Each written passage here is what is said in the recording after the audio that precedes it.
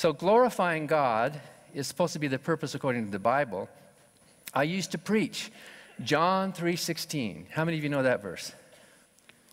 For God so loved the world. Did some of you go to Sunday school and stay awake?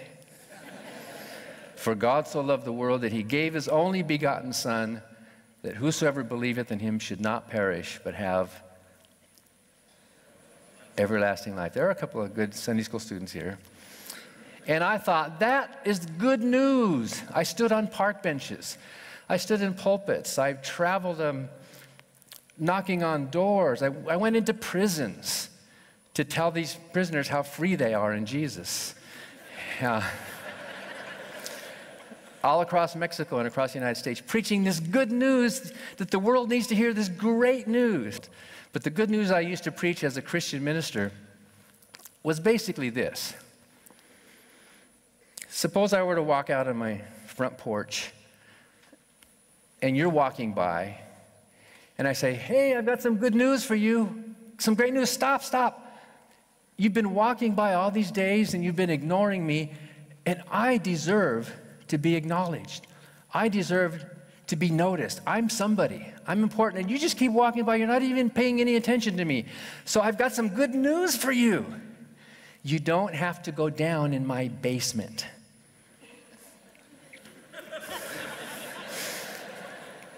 That's right. This is great news, because you've been ignoring me all this time, and you've not been giving me the proper respect that I deserve.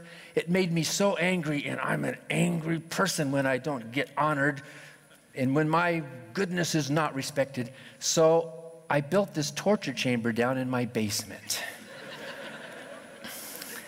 And there's some icky, smelly vats down there, and there's some sharp knives, and it's kind of dark, and there's a furnace with flames growing, and there's these chains, and it's horrible and it's ugly. But you don't have to go down there. This is great news. You don't have to. I sent my son down there.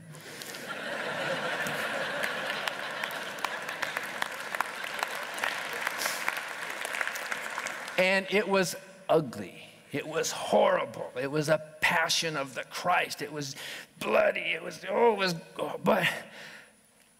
But that satisfied my anger. And I'm not mad anymore, okay? I got all that taken care of.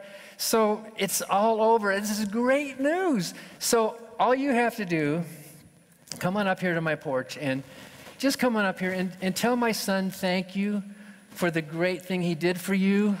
And come up and give us a hug, and we'll welcome you into our house, and we'll live up in the attic forever. And you can tell me how great I am, and you can thank my son for it. Wouldn't that be just wonderful news? Aren't you happy to know that? So what would you do? Would you just keep walking, or would you? Sorry, I got to get to work. That's supposedly the good news.